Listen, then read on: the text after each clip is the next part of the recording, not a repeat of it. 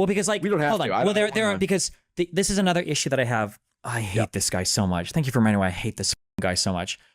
Things that he's saying are so broad that there are worlds where what he's saying could be so horrible. Like, wow, this is a big problem. Or things where what he's saying. Hey everyone. In today's video, Destiny had a pretty intense exchange with a guy named PF Young. Destiny basically dismantled him. In this part of their conversation, PF Young mentioned that he's a fan of Vivek Ramaswamy, and Destiny didn't hold back. He went off on him pretty hard. I'm going to share some clips from Destiny's stream and offer my thoughts on it. This one's definitely entertaining, so let's dive in. Like big of a fair enough. I think things like immigration and the economy and inflation, like stuff like this, were driving the American conversation more. But I could be wrong. Maybe I'm in different parts. But I'm not even saying that it was bigger than the economy, but I do think it was a bigger part. But I have no evidence. It's all vibes based. That's fair. Okay. I love Vivek Ramaswamy. I've listened to him a bunch. I've never heard him say anything that was incredibly stupid. Okay. Should I have a different opinion than I do? I don't. You said what? This was a while back. Again, I don't have evidence. Mm-hmm. But you said something like, the litmus test for determining whether or not someone is a moron is whether they like Vivek Ramaswamy. And I was like, was it Vivek or was it RFK? It might have been Vivek too. Vivek to me just seemed like he was just an empty populist. He comes up and he says things that sound good, but there's like no empirical backing. There's no like historical backing. It just says things that sounds good, and that's it. Well, that's sort of how I evaluate what you do. Is like, you sound good on a lot of things, and then I say, well, he's probably right on things. I mean, I guess like, well, what do you think? Like, give me what's a solid policy proposal from Ramaswamy? Yeah, so I listened to him on Andrew Schultz, one of the leading new media figures of the modern era. He wants to get rid of the Department of Education. Yeah, so he's an idiot. Okay. Okay, so why is that a bad policy? Well, because one, broadly speaking, I think U.S. college level education is pretty successful. I think it's a huge driver of like better income earnings after graduation. We have elite universities that people from all over the world come to the United States to attend, and I haven't heard a single viable alternative suggested from any conservative that wants to eliminate the Department of Education. Have you listened to any interviews with Vivek where he talks about this? No. What is his alternative?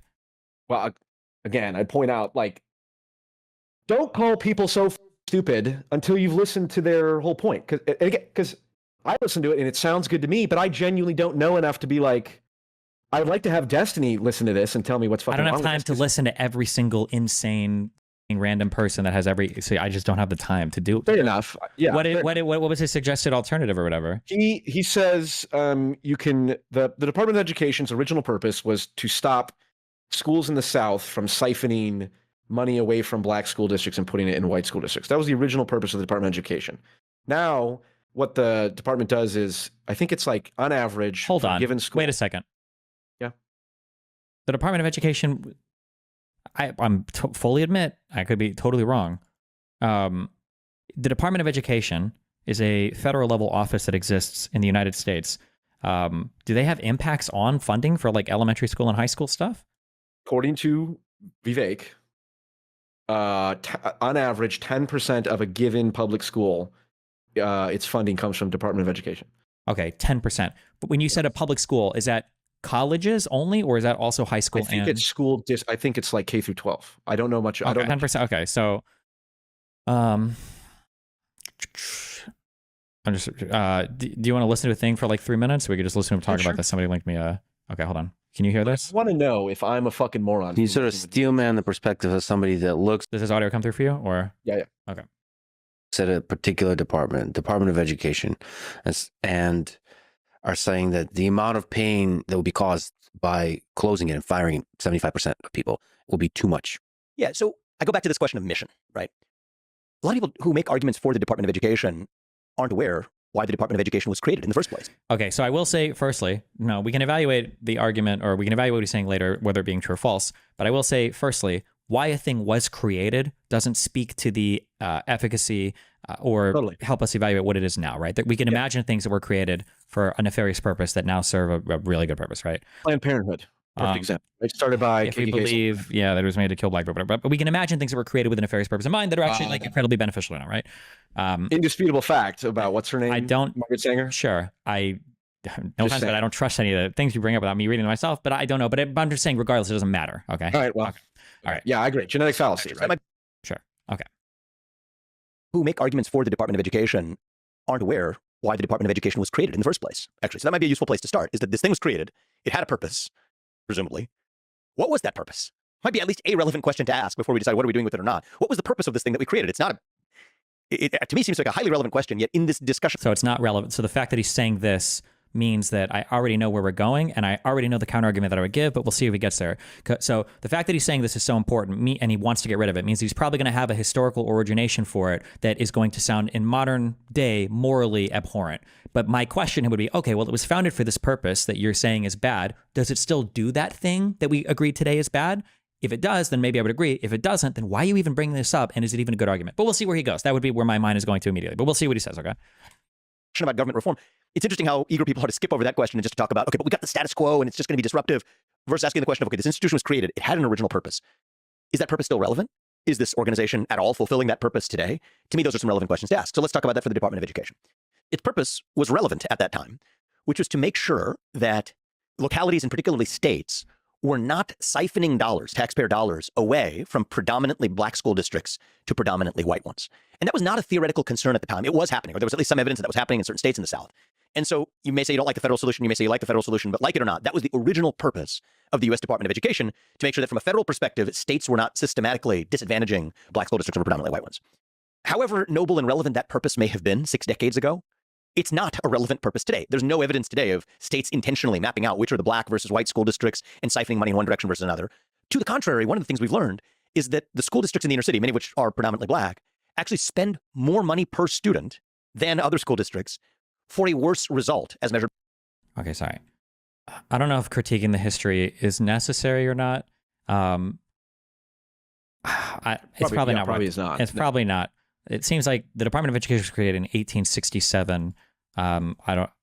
It's not even worth. It's not worth it. But okay. But we'll keep listening. Okay. We'll look for the argument. Okay. Evidence today of states intentionally mapping out which are the black versus white school districts and siphoning money in one direction versus another.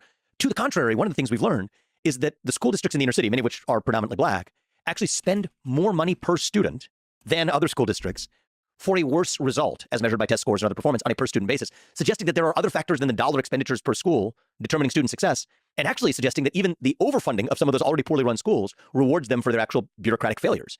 Okay. That's just an unbelievable logical fallacy.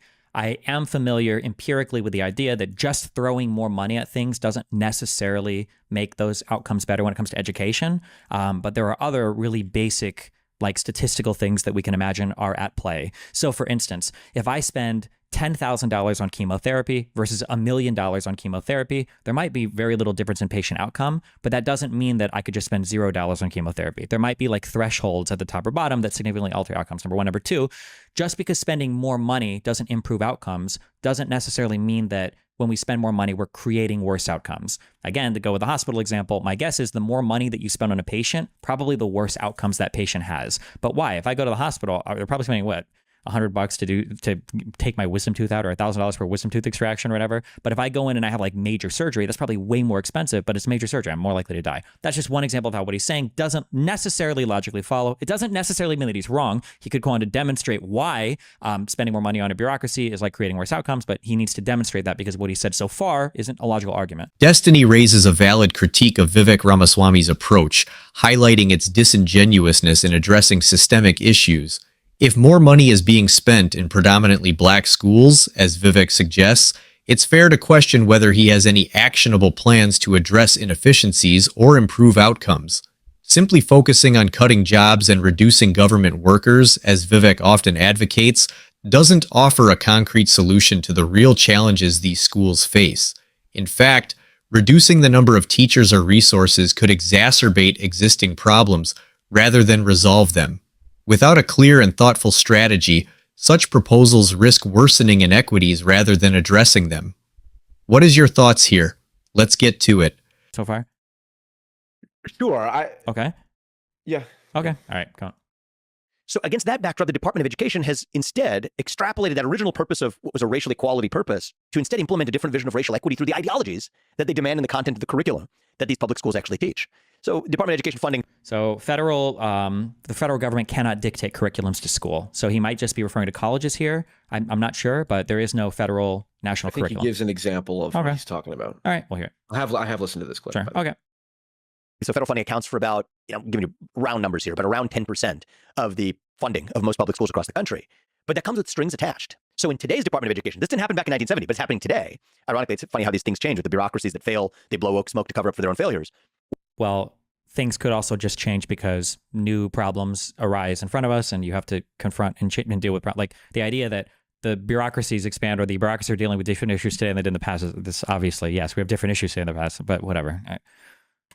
What happens with today's? Yeah, obviously what Destiny says here, things are going to be different now and there would be different issues to face that, 100 years ago, there weren't computers in schools, So obviously there are going to be different things happening.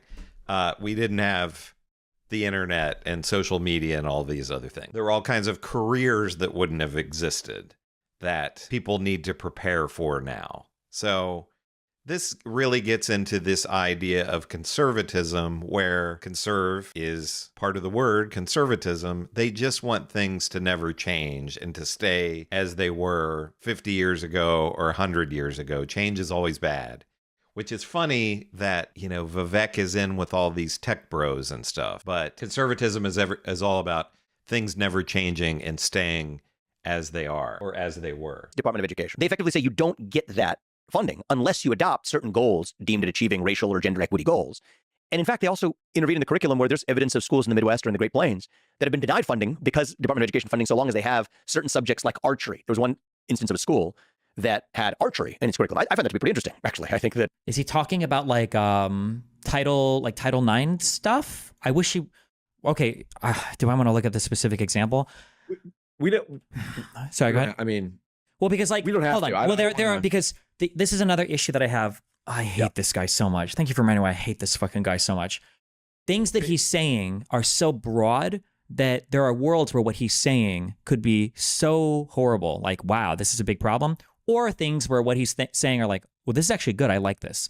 So for instance, what he's saying right now, that like the federal government forces you to have certain equality things or whatever, and otherwise they'll pull your funding. Well, that could be a world where they're like, you have to teach critical race theory to first graders and tell them that they can be trans if they want to, right? And I'd be like, okay, well, this is really bad.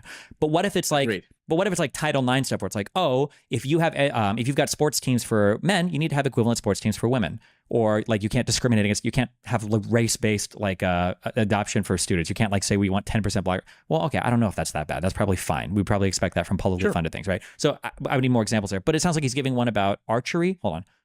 Archery. There was one instance of a school that had archery in its curriculum. I find that to be pretty interesting, actually. I think you have different kinds of physical education. This is one that combines mental focus with physical aptitude. But hey, maybe I'm biased. Doesn't matter whether you like archery or not. I don't think it's the federal government's job to withhold funding from a school because they include something in their curriculum that the federal government deems inappropriate. All right, right-wingers like Vivek Ramaswamy love to point out isolated examples, like a school with archery classes, instead of focusing on real solutions like federal education guidelines.